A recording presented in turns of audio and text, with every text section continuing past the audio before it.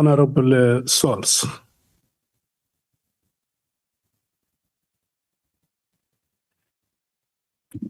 Thank you, Chair. Commissioner, I realize that the burden of security you carry, over 65 million South Africans, and the added unfair burden of the massive number of undocumented foreigners across 1.2 million square kilometers is immense. I recognize the scale of that task, especially when some of us struggle to secure even 40 square meters of our homes for a family of two. So as a patriotic South African, I extend the respect your office and rank demands. I despise the bad police, but knowing that when I thank you, I'm also indirectly thanking all the good and dedicated members of the South African Police Service you lead. The position I hold requires me to remain impartial, of course, at this time. I have no bias toward you, no bias toward General Mkwanazi or any other witness that will appear before us. Only after this entire process, I will then take a position. I ask that you participate truthfully as I seek clarity on specific actions you have taken. So let's start with the elephant in the room. I must first commend you for arresting DA councillors convicted of murder. And then you also testified about the presence of my party deputy president, the Honorable Kunene, at the house of Mr. Molefe. You stated that he was there twice in your testimony. Commissioner, are you 100% sure that Mr. Kunene was found at the house of Mr. Molefe 2 times?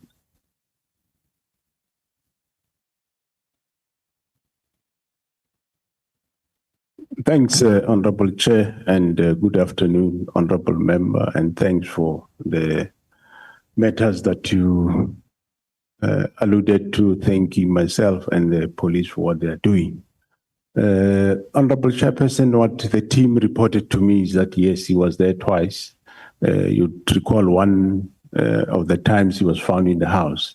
The other time they say he turned at the gate. He never entered, but he turned right at the gate. They denied him entry. So that's the report I got.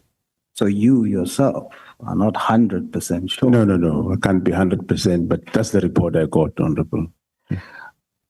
So if you're not 100% sure, as the #1 cop in this country, understanding the rules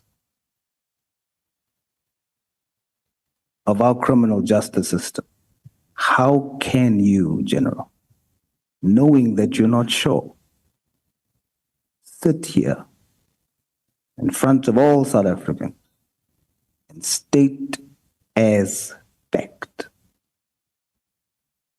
that Kenny Kunene was there twice? Thanks, Honorable Chair. When I say not 100% sure, I mean me. I wasn't there, but the team, I believe them. They say one of the occasions he was in the house, one of the occasions they turned him at the gate. Your team is not testifying. Oh, yes. You are testifying. And you are saying for surety that he was there. You're not sure. Your team reported to you. That still qualifies as hearsay.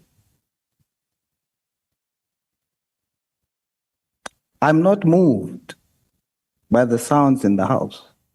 Let's deal with the law. Let's deal with what is right, Honorable General. You cannot state for a fact that he was there twice. You're basing it on what you have been told. So your team is immune to lying. Chair, you must protect me here because I'm receiving responses from the EFF here. Am I questioning them? Honorable Sauls, I request you to work like a postman, just deliver the letters. I'm delivering the letters, but you can't have dogs barking while I'm riding the bicycle. Deliver the letters. The gates are locked. They will not come out. No, Chair, you must protect me. I was silent when everybody was speaking. You are protected, and I very much respect the manner in which you conducted yourself the whole day. I haven't heard you saying anything honorable. So the whole day, starting from 9 o'clock. And you are so justified. Thank you, Chair. If I had a big umbrella, I will come and bring it around you so that you don't encounter any difficulty.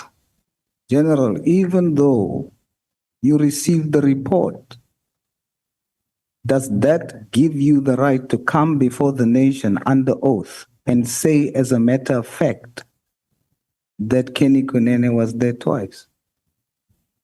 Honorable Chair, through you, the team reported to me that he was there twice. One was he was in the house when he was with the journalist. The second, one of the 2 times, he was turned at the gate by the team. So that is what the team reported to me. That's not what you said when you opposed the question. When you opposed the question, General, you said, I listened to the tape again. Your words was, actually, he was there twice. Yet, your actually is based on a report. It's not fact. Honorable. Thanks, Honorable Chair. General, with due respect, the Honorable Sauls, let me just hold you for a moment. There is a honorable member who wants to speak, Honorable Cameron. Yes, Chair, sorry to interrupt, but this has got nothing to do with the scope of this ad hoc committee, 1. And 2, General Masemola leads an organization with almost 200,000 members. Must he account for every single member's whereabouts? And I mean, when an officer comes and tells his commander something, must he go to this actual site and go and check up on it? It just I think we're losing the plot. We're not. This is not part of the scope of the ad hoc committee. Thanks, Chair. Yeah, what I'm going to do, honorable members, so that we can proceed. Let me allow the honorable member to use the time we have allocated him. Thank you. Thank you, Chair. I just wanted to say, number 1, it's my time. Number 2, I'm not the one who brought up the subject. I sat here and Honorable Malema brought up the subject, and no one in this house told him what they are now telling me. Number 3, I have the right to ask that question. And also, I'm not asking of the general that he should have been there. And I am fully aware that he's presiding over thousands. It is for that very fact that I am saying the general cannot then come and just based on a report from members say, as a matter of fact, Kenny Kunene was there twice. So, Chairperson, you must allow me. Before he responds, I see there is another honorable member, Honorable Nombalo. No, Chair, I think I've got a problem with your ruling. because your responsibility as the chairperson is to guide the meeting, and your responsibility is to protect witnesses. We can't be subjected to Kunene. We have got serious issues of national importance here. I mean, the whole meeting, the whole country is watching us, and the member is subjecting the witness to Kunene. So, Chairperson, you are out of order. Do your responsibility, protect the member. That person is testifying under oath. Yes. So, to be asked about Kunene, even when he has answered that the team briefed me, that is enough. Let's not be impatient with him because. No, but Chair, people can't abuse the platform on the basis that they have time. Yeah, I want to explain something, Honorable Member. You earlier on during the proceedings, you reminded us of Rule 1.4 on the scope that any other matter thereto related can be investigated. The name of a citizen here called KT Molefe was mentioned on record. And during his testimony, oral, the general was asked about the incident or the occasion of the arrest of KT Molefe. And then he says that at the time of the arrest, Mr. Kunene was there. So it is on record in these proceedings. And so the honorable member is asking that question, and if we can please have the patience to allow him to ask what he wants to clarify, I think it's only fair. Because those statements that have been made here have gone to the records of these proceedings. Thank you. Thank you very much, Chair. The same vigor was not shown earlier when the statement was made, when an untruthful statement was made. General, you were not there physically to see that twice. You just received the report and you want the country to believe that your members does not have the possibility of lying. That every single member you have speaks the truth to you. Is that what you're saying to the country? Every member that reports to you speaks the truth at all times. They don't have the potential to lie to you.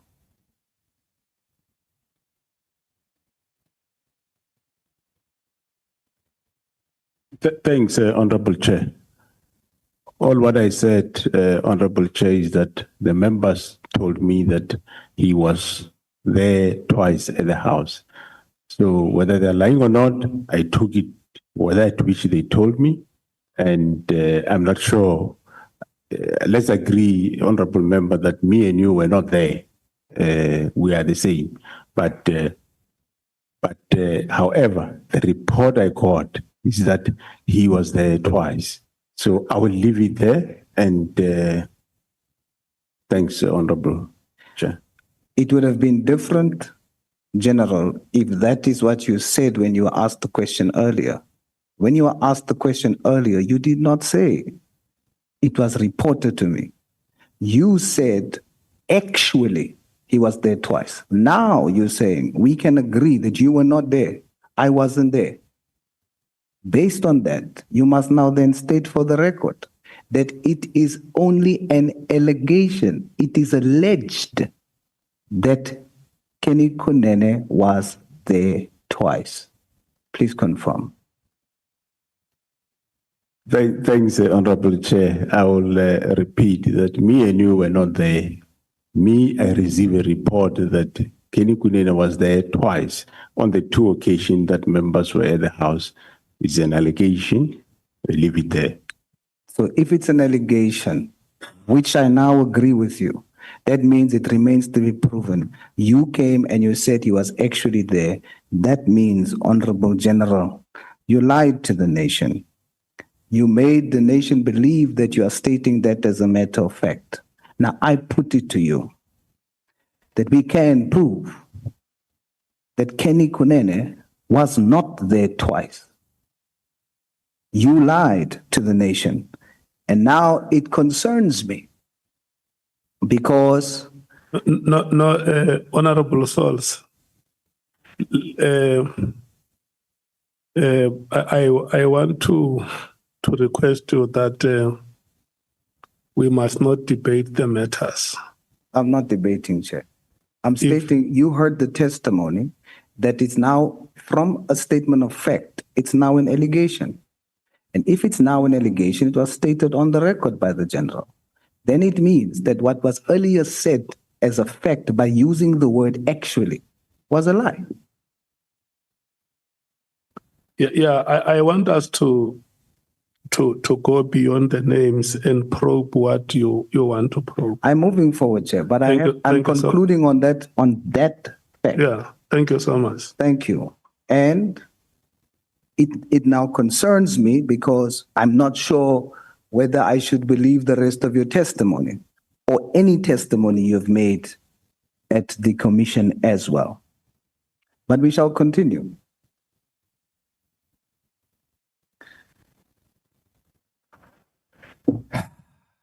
You know, General, this is a bit personal for me. I'll have you know, and I want the nation also to know, that my leaders have served their time in jail. They paid the price and they worked daily to repay society, to the point where our president showed decisiveness and removed our deputy, Mr. Kenny Kunene, who equally stepped down, subjected himself to an independent investigation. He was cleared and now he's back in office. If ever our criminal justice system can have something to be proud of, it is the genuine transformation of Gayton McKenzie and Kenny Kunene, whom I am a proud product of.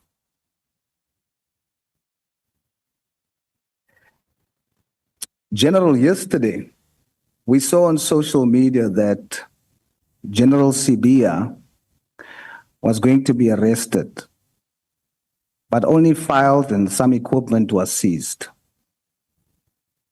Was the team sent by yourself to effect that arrest?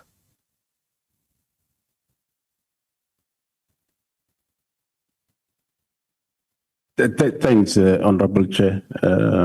Well, I wouldn't want to go too much back, but I would say that I did rectify that which you agree that I rectify. I didn't lie. I used English, but what I meant is what I said, that the team said he was there twice. Coming to the last question that you were asking, well, Honorable Chairperson, police, as I've been sitting here the last 2 days, even today as I've been sitting here, they're doing their work. I don't send them to go and do a specific work. They do continue with the work they do. They obtained the warrants where they obtained, and they went to the house to go and collect where the catches they had a search warrant to collect. So in English, I'll repeat, you lied. And I'm struggling to even believe what you say now, but I will indulge you, General. Why arrest or attempt to arrest on the eve of General Sibia having to come and testify?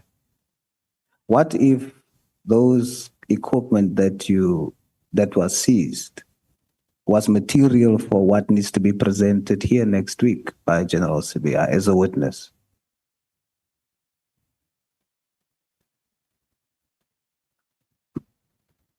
Thanks, Honorable Chair. I do indicate that, Honorable Member, the team, they went there and they I mean, they don't need my permission to do the work. So if you say the tools might be needed, I'm sure the team don't take equipment forever. They will assess what they assess. They will return the equipment to the relevant owners. Are you now saying you are sure that they will return it before he comes to testify? Am I hearing you correctly?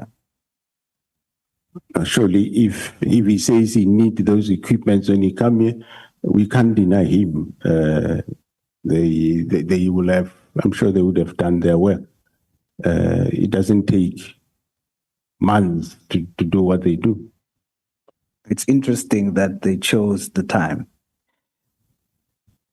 General, how would you describe the relationship between you, General Mkwanazi, and General Khumalo? I would describe it as a relationship that I have with the rest of the senior management. I'm not familiar with the relationship you have with senior management. Could you? Well, I mean, we have a good relationship. I do have a good relationship with the rest of the senior team. You are not very close. Would you define your relationship as very close? No, I wouldn't define as very close. General Mkwanazi testified that it was General Khumalo who instructed the removal of the dockets. Is this true? I do not know that part, and it was part of the investigation. So I think the two of them will be able to tell you who instructed who to remove the dockets. But this is a material matter that we are dealing with, and that particular matter affects and is a central part of this. Should you not know who was responsible for removing those dockets? Should you not know? Honorable Chair, I did indicate that late April, May, I did pick it up from General Sintumuli that General Sibia instructed General Khumalo to remove dockets from KZN. That's why probably you had General Mkwanazi saying General Khumalo instructed those dockets. So what I'm aware of is that that instruction, what I heard from Sintumuli, is that it came from Sibia. And when I confronted him, I told him that, don't do that, stop that, don't remove dockets. That's all I said to him. So if I understand you correctly, before you told me you didn't know. Now you're telling me you did know that General Khumalo took the dockets, but you're adding that he took it at the instruction of General Sibia. Is my understanding correct? Yeah, what I'm saying, Honorable Chair, is that I don't want to get too much into hearsay. The General Mkwanazi told you that Khumalo took the dockets. And I'm saying I heard from General Sintumule that General Sibia instructed that dockets be taken by Khumalo. And me, I called General Sibia to say, don't do that, stop that. So yes, but you didn't say that to me when I asked you the first time. When I asked you the first time, you said you didn't know. What I mean by that, why I say that, Honorable Chair, is that I don't want to give evidence of somebody and somebody and somebody. And but you just did that, and you did it with my deputy president. That's your style.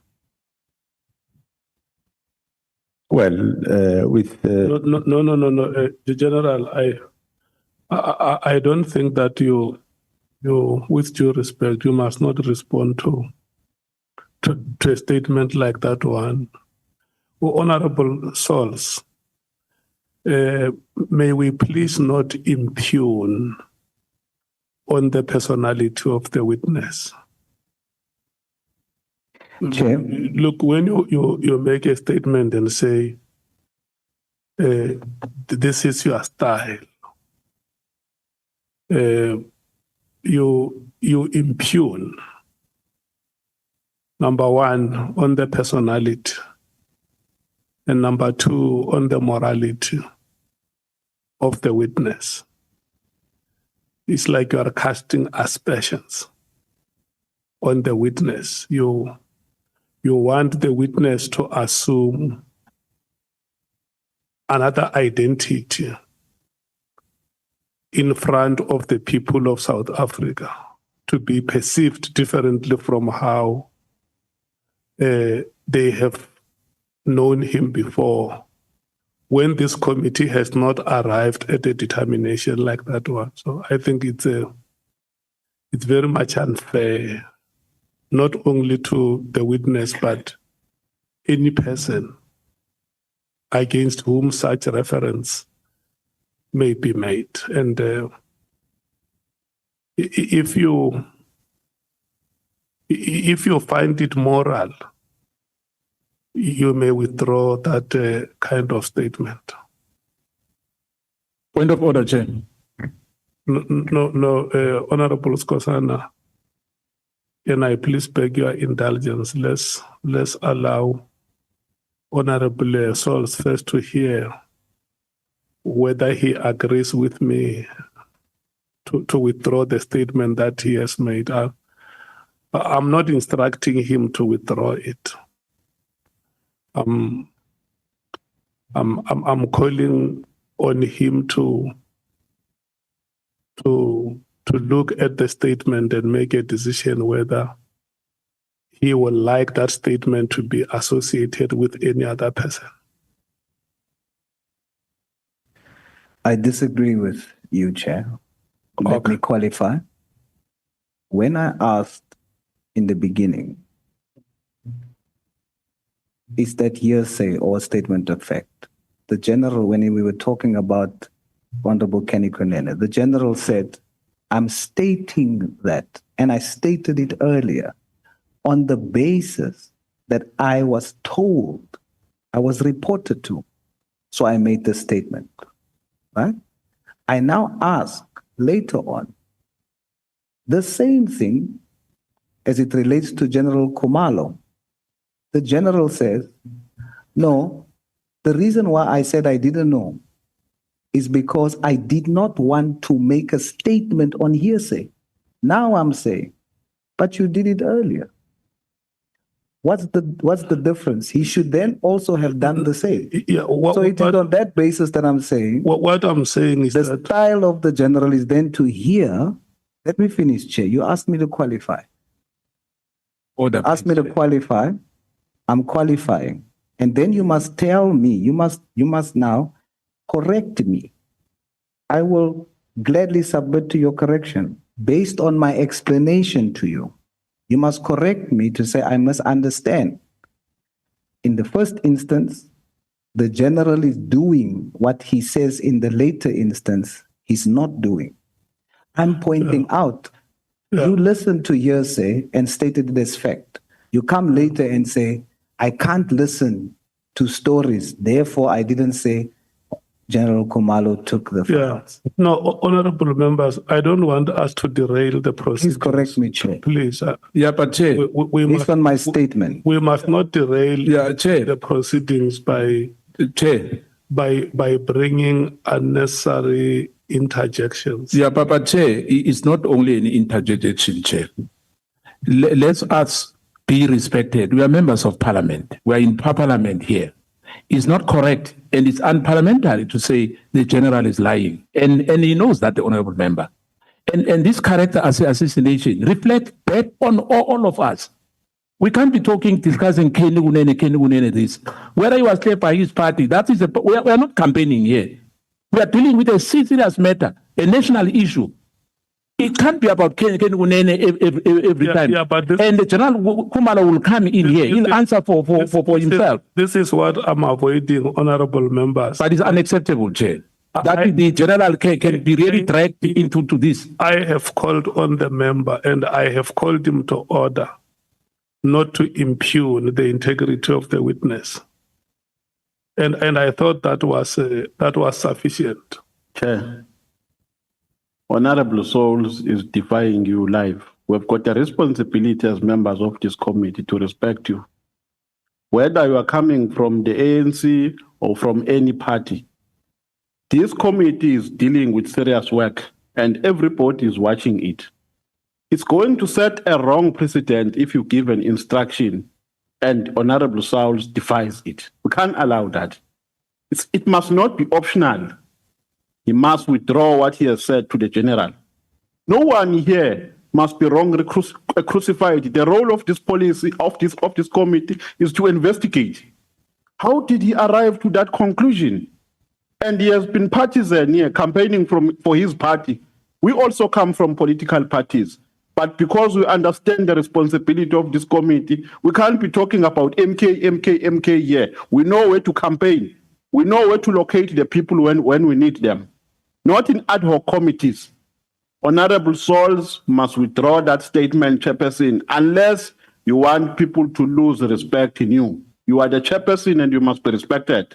We can't allow people, you are our Chairperson in this committee. So if you don't protect yourself, we will protect you. He must withdraw that statement. Yeah, but the last, don't inject fear in the Chairperson. Honorable Ngola. In addition, Chair, to the members, the two members, we also have a responsibility as the ad hoc committee to protect our witnesses. Parliament in its nature has got a responsibility to protect all citizens of South Africa. To Chair, it is incorrect to want to give a hearsay status to an official report by a junior to a principal. A hearsay is what you get on when you walk on the streets hugging your friends.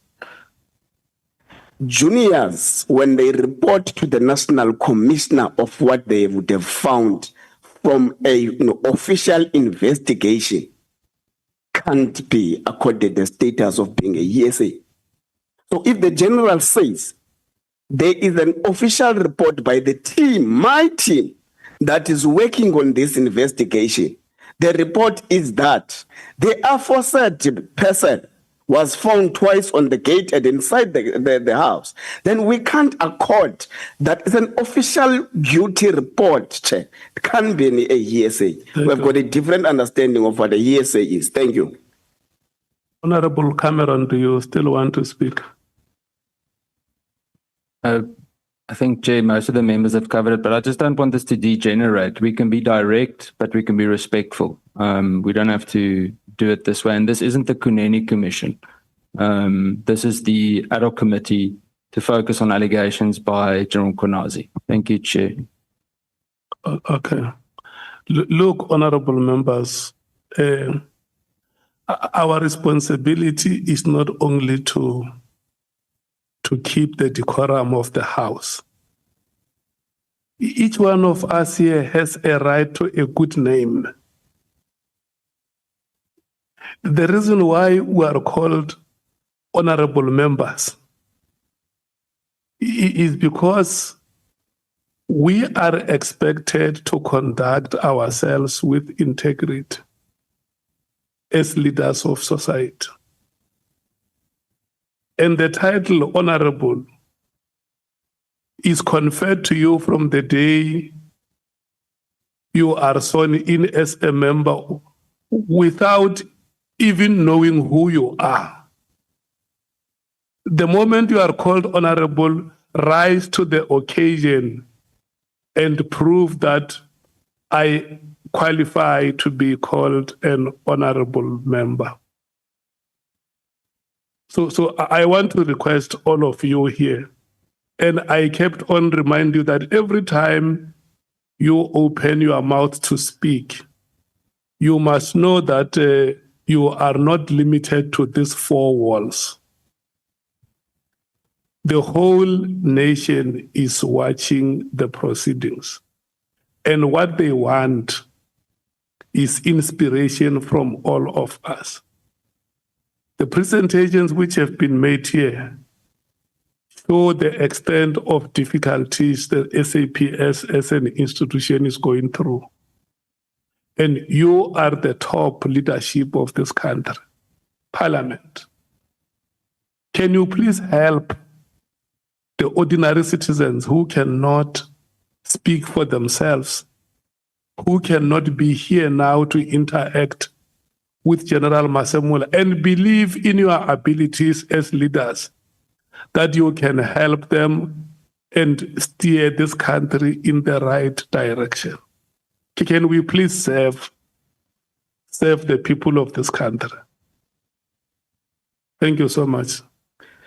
Honorable Chairperson, I want you to move towards I'm moving, but concluding, Honorable Saul. it is wrong. The time that has been allocated is not for debate, it's for you to ask the general questions. Chairperson, I'm asking a question. None of you said what you're saying now earlier. None of you. None of you said it's not the Kunene Commission when it was raised here earlier. But So Honorable Sauls, may you please ask questions? Chairperson, I am dealing with what has been posed here. I'm not grabbing a topic from outside of this house. The center of whom we are speaking about here is also an honorable member who's an MMC in Joburg. He is the deputy president of a party here. To say... We don't have a problem with that. No, you do. Look, I don't want you to veer... I want to show you something, Chair. Please allow me. No, Honorable Sauls, I don't want you to veer off and start... I'm not veering off. No, don't concentrate I'm on... responding to the House and I'm responding to yourself. No, I'm not going to... These honorable members are not witnesses. The witness is here. But you allow them. He is the one that you must ask questions. I'm asking and then they interjecting, Chair. I'm asking the witness. And then they are interjecting. They were calling a point of order on it. And I have the right to respond to it. You are now suppressing me, but you allowed them. Chair, let me show you the material problem. If I leave it, then it means the impression that's given is that an independent investigation, Kunene lied because he said he was there one. So we'll move along. And I'll say, but I will put to this House, I will not withdraw.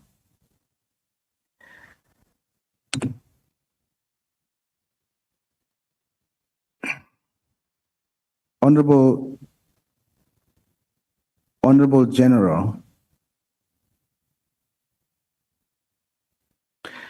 you testified then now that you are now conceding that the testimony of General Mkwanazi was correct when he said that General Khumalo was the one who took the dockets. But you qualified that later on by saying it's because General Sibiya told him to do so. Did he do the right thing? Did General Khumalo do the right thing? Thanks, Honorable Chair. Honorable Member, I think you were in the House. You heard it, I suppose, more than once that General Sibiya ordered dockets from KZN to come to Pretoria. Well, that order have went through different people, which myself, I don't want to go through those layers. Those people will come here, they'll come and say, me, I was given this order by who to do what and what and what. So it is not the right thing for the dockets to be removed from KZN. So General Khumalo did the wrong thing. Well, he will come and explain himself through you, Honorable Chair. According to you, as his superior, did General Khumalo do the right thing? Well, I told you that I learned later that he was ordered to do so. He did not do the right thing by not consulting the provincial commission. General Sevilla did not do the right thing by consulting the provincial commission. That's fine. So you are basically saying both of them didn't do the right thing, including General Khumalo. Yeah, they didn't do the right thing. Should he not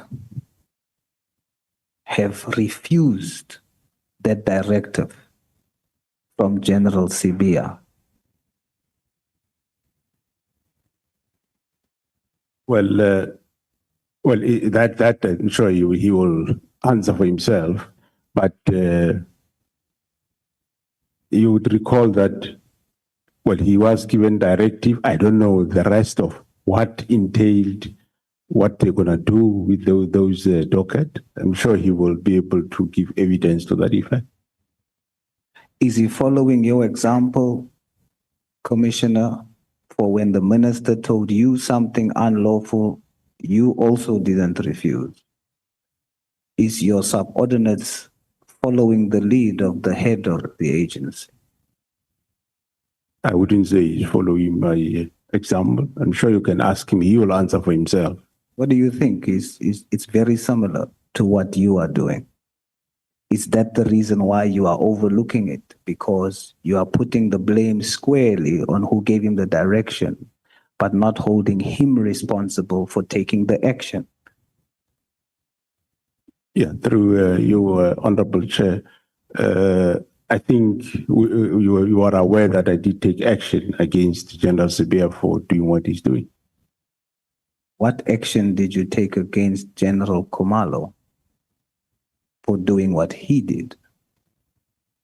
Well, I'm taking action against the one that started this whole thing. And that's what I mean. Therefore, you are interpreting it in the same way when it comes to you. When the House questions you on why didn't you stand up against an unlawful instruction from the minister, you also want the country, rightfully so, to hold the one responsible for directing you. But that does not mean you are not responsible either for not standing your ground. And it's for that reason that you are now giving the same justification for General Khumalo.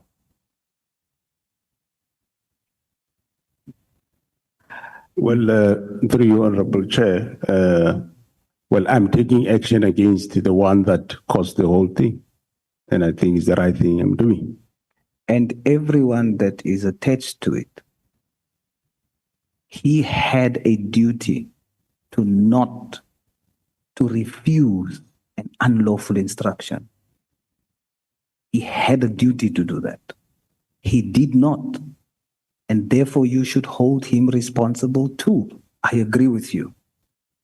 Deal decisively with General Sibia, but deal decisively with General Khumalo as well, because it will look like you are just overlooking it because it's General Khumalo.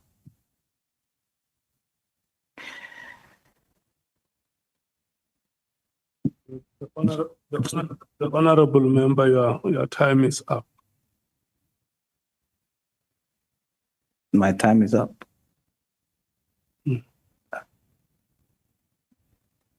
Are you sure? Chair, are you sure? But I'll accept it, Chair.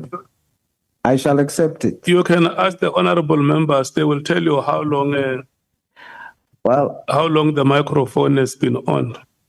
I'll accept it, Chair. Respectfully bow. Thank you very much. Thank you so much. Honorable Vessels. Thank you very much, Honorable Chairperson. Good afternoon, General.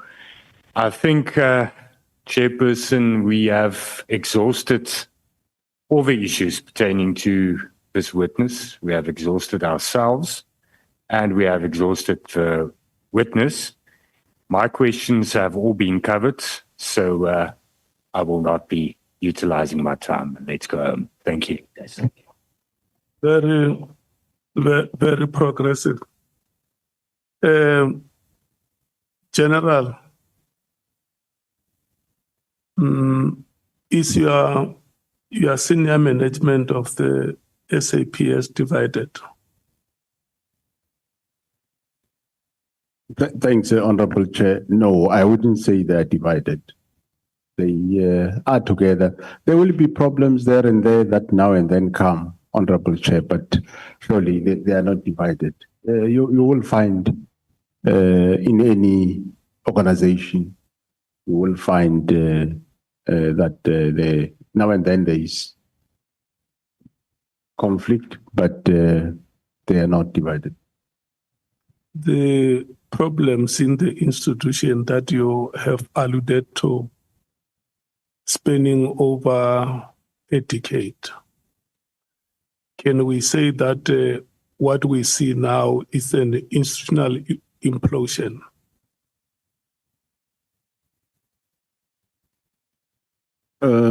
Yeah, Honorable Chair, I would say,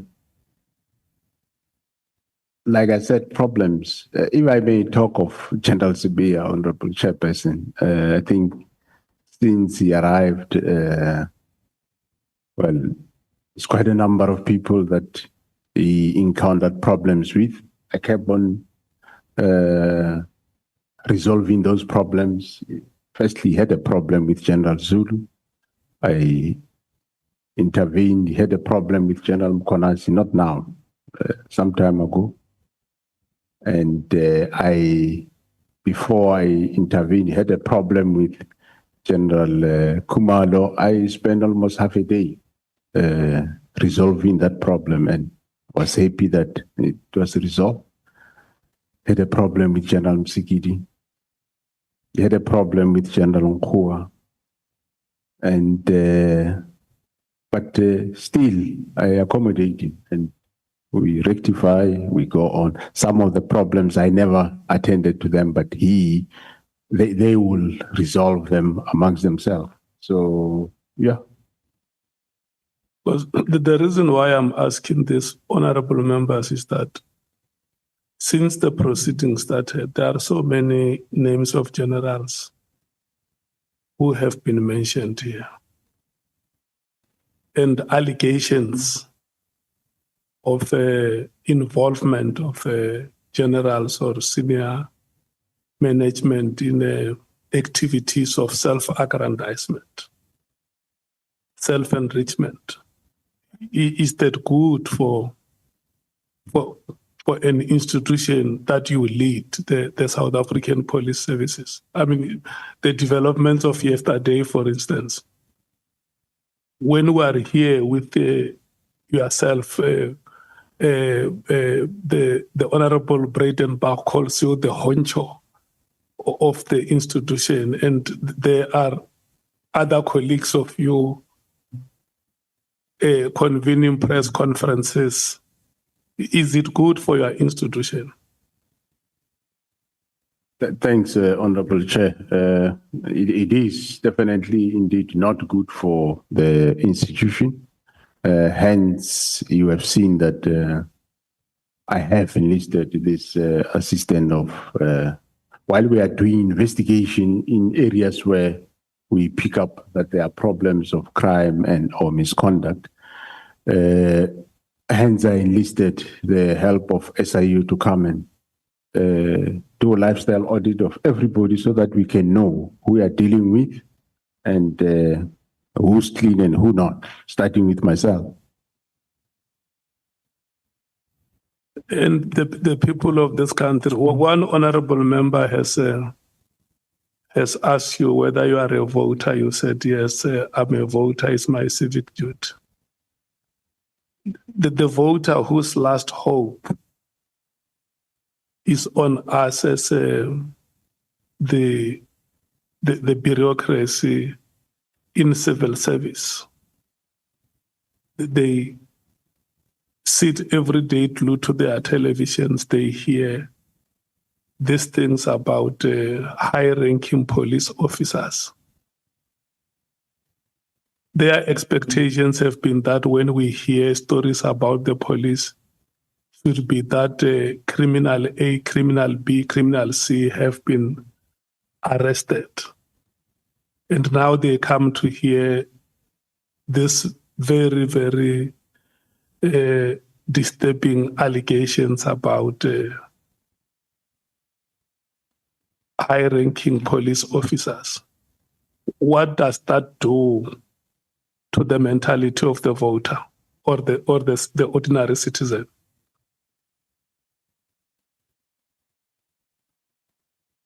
Thanks, Honorable Chair. Yes, I agree that it raises a problem of trust. It raises a problem of that the voter, or as you say, or the community should continue trusting the police the way they do. I do agree that that is a problem. And it is an area that we are going through. And as an organization, we are not sitting back. As we are dealing decisively with areas where there is crime, Honorable Chairperson, and also cleanse ourselves by making sure that everyone that is there is above board. I'm sure that will go a long way. I know it's not an overnight process, but by making sure that we know who's who, and that will definitely will improve the morale in the organization, and it will improve also the trust outside there in the police. So there's quicker, as we are embarking on lifestyle audit, and investigations carry on in terms of areas where there are, be it criminality or misconduct, we finalize that, we'll be able to move forward.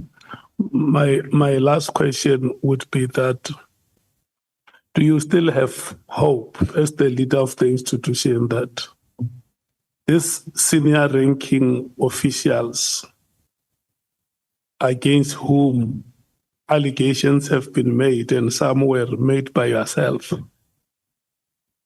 do still have commitment to turn around the SAPS and make it an institution of choice?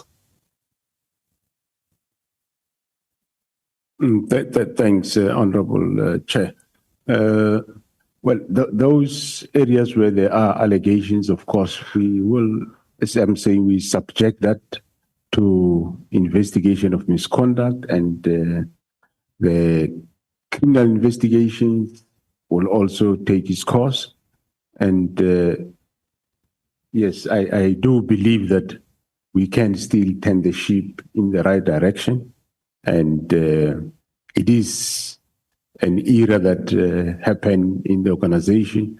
And it happened, of course, because of other reasons, because of the discovery of some linkages to these drug cartels. And it's a good thing that we investigate that and make sure that we get to the depth of it and root it out. And I think after we do that, we will definitely have an organization running forward without any suspicion or accusation. Senior Counsel, how much time do you need? I'll try and be as brief as possible. I've got no questions about Mr. Kunene. Just to clarify a few things. The first thing you asked me, General, was to just clarify the question about when I put it to you, I had agreed that no national commissioner appointed had served their 5 years, but there is one. Yeah, that is correct, Honorable Chair. The first national commissioner after democracy, Commissioner Fibers, he did complete his term. Yeah. You've been criticized, questioned, about your response to the directive of 31 December 2024. But we know as a fact that that directive has in fact not been implemented. The task team has not been disestablished. In fact, you approved the budget of the task team effective to 26 March 2026, and you actually denied a request from Lieutenant General Sabia to make money available for a differently constituted team. That is correct, Honorable Chair. I did allude to that. And yeah. Also, when lawyers look at sections 206 and 207 of the Constitution, they lick their lips, because you'll find one lot being very clear that you have management and control of SAPS and that ministers may not interfere. The other lot will say there's ambiguity and there's scope for interpretation, that the minister, because the words used are directives, in charge of policy, and so on. So just to put it on record, General, that it's far from clear.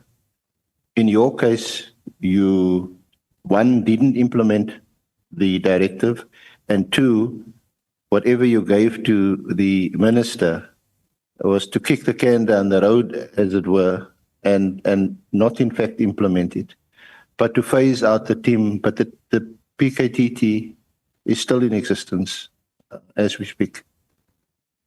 And that is correct, Honorable Chair and members. The PKTT is still at work. We are working towards increasing personnel and other resources.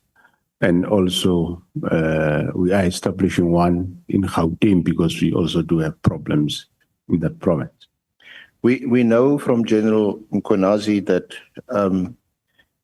he obtained an affidavit from you on the 4th of July. Is that correct? Or a statement? Yeah, that's correct. That's correct, Honorable Chair. Now, he wouldn't disclose the statement because he said it for now forms part of a criminal investigation. We would like to know what is in that statement or affidavit on the 4th of July, because his evidence was also that he was not going to go into the media briefing on the 6th of July without that statement from you. Well, that statement, Honorable Chair, it talks about the defeating the ends of justice is more a case. It talks about those that participated in efforts to disestablish the PKTT. That's what the statement would entail. Would you object to making that statement available to us? I can make it available, provided it doesn't get into the public domain. Into the public before it gets to court. So thank you. We'll ask crime intelligence to look after that one. It's okay. Now,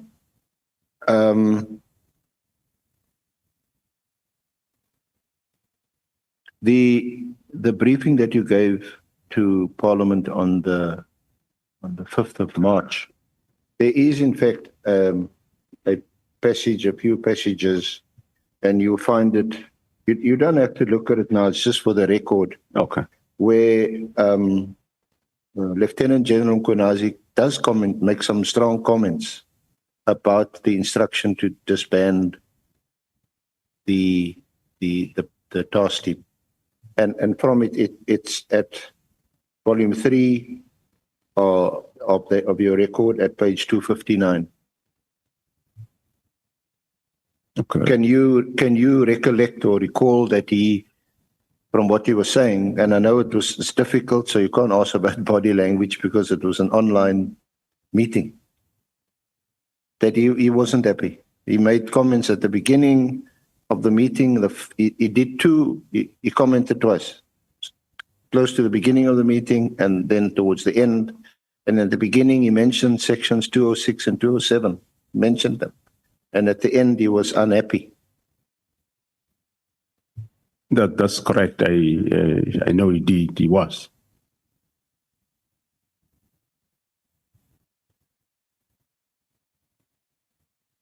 Were you aware, or are you aware that that on the 6th of December 2024, when the PKTT was assisting the Gauteng police in arresting Matlale at his home for allegedly kidnapping a business associate, were you aware of events on that day? Were you informed about it? Yeah, I was informed while the operation was on. Because it would appear that it's that gave rise also when Lieutenant General gave evidence, and you seem to be of the same view. It's only when you started joining the dots, as it were, and you're putting some things together that you realize that there was something else that informed the directive of 31 December 2024. Yeah, correct, Honorable Chair. The operation of the 6th, I think the arrest of Molefe, and not arrest of Matlala, but it was a search of his premises where the team was looking for a kidnapped victim, Mr. Jerubushoa. So that operation of the 6th, according to records of Matlala's phone, that was then confiscated later in May 2025. Indications are that the disbandment letter of the 31st of December 2025 was activated by the operation of the 6th of December 2026. And just lastly, I know we tired. Sorry, Honorable Chair, 6th December 2024. Yeah. But I mean, I was always intrigued by this until I had to look these things up and got paid to do it. So it wasn't a problem. But the difference between crime intelligence and crime intelligence as addressed or spoken about or prescribed in the Police Act, and then intelligence under the Intelligence Act, and the way the police service conducts intelligence operations, and the intelligence under the State Security Agency. I think many of us, many people would want to just understand those crucial differences, because even in the Lieutenant General Konazi's evidence, he at one stage there was talk of bringing in the State Security Agency to conduct some or other operation. I don't know whether to assist the crime intelligence. So perhaps just give us your understanding of how the two operate. Do they complement each other? Do they do different things? I know State Security Intelligence mainly is concerned with protecting the borders and the integrity of the Republic.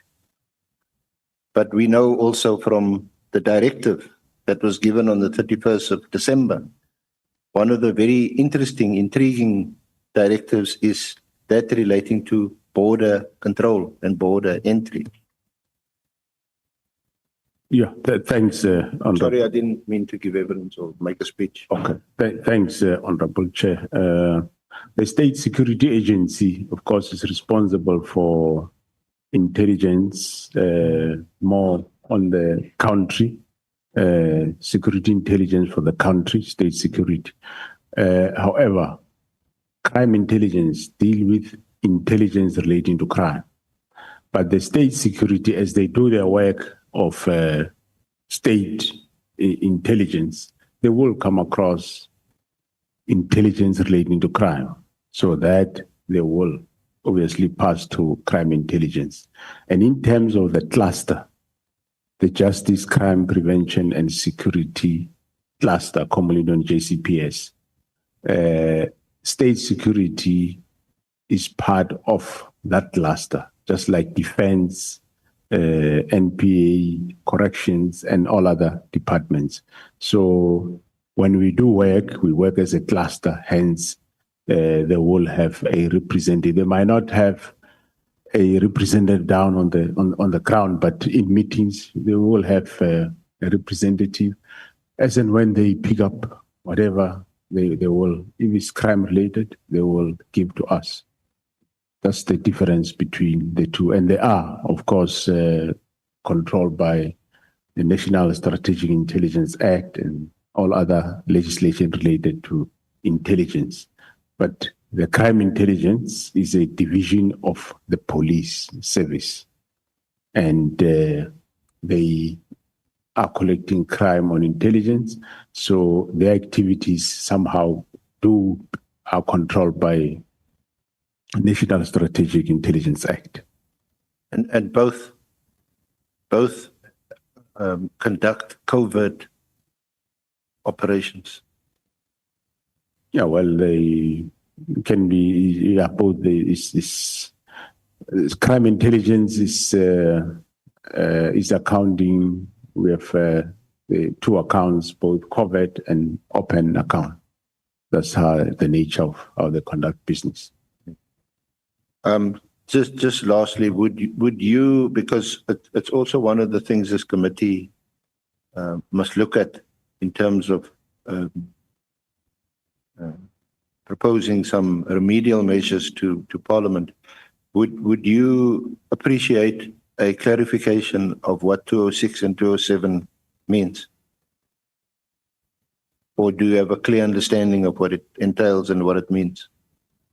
Well, I think I do have understanding, but where clarity comes in,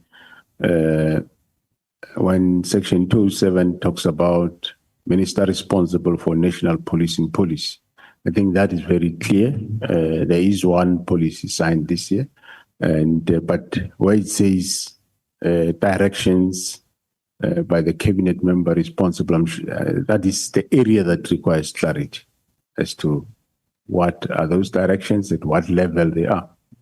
Yeah, because I think some of the honorable members pointed out, some were even appear to be a bit horrified that you said your boss is the minister. You're accountable to the minister. So I'm just flagging that and asking you whether whether the committee could be of some assistance in that regard. Yeah, thanks, Honorable Chair. Indeed, as I say, yes, the committee should assist in terms of what level directions does it, are those directions that the minister can give to the National Commissioner. If there can be interpretation of that, I think it will assist the situation. But of course, remember the question says, manage the police, the subject to national policing policy, which is developed by the minister, and the directions from the minister. So I do report to the minister. It's not an anomaly. But also I do report to the President. Because a number of honorable members had also described you as the most powerful person in the country. And it would be of concern that the most powerful person is also reporting to someone higher, other than the Almighty. Yeah, I do not think, I don't think the post of the position of the National Commissioner is the most powerful. There is legal framework to that. And the responsibility, yes, is huge.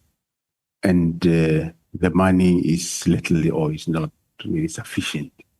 You actually forsake your life when you are in this position. You don't have life, private life. It's not career limiting, it's life limiting. Well, in terms of career, I do not have a problem, Honorable Chair. I'm actually beyond pension. You could become a minister. I'm 62-year-old, so I'm a pensioner. So I wouldn't even want to be a minister. No. Thank you very much, General, again, Thank you. for your cooperation and all your time. It's been a difficult time. I think the one thing that we all agree on is you've got an unenviable job, big job, very responsible job to keep us all safe. Thank you very much. Thank you, Honorable Chairperson. Thank you very much, Senior Counsel. We want to take this opportunity and express our gratitude, General Masemola, also for creating time from the moment we contacted you that we would want to have consultations with you until today that we are concluding the proceedings with you. We want to thank you so much. Fly safely back home. We want to thank honorable members. You have shown your resilience, honorable members, and I want to thank you so much. The staff of Parliament, it's a Friday evening. We are resuming the proceedings, Senior Counsel and members, on Monday, 11 o'clock. 11 o'clock. Yes, Monday. The witness is Lieutenant General Sbia. Thank you so much. In this? The same venue, Good Hope. Well, The venue is this one. this one. Thank you.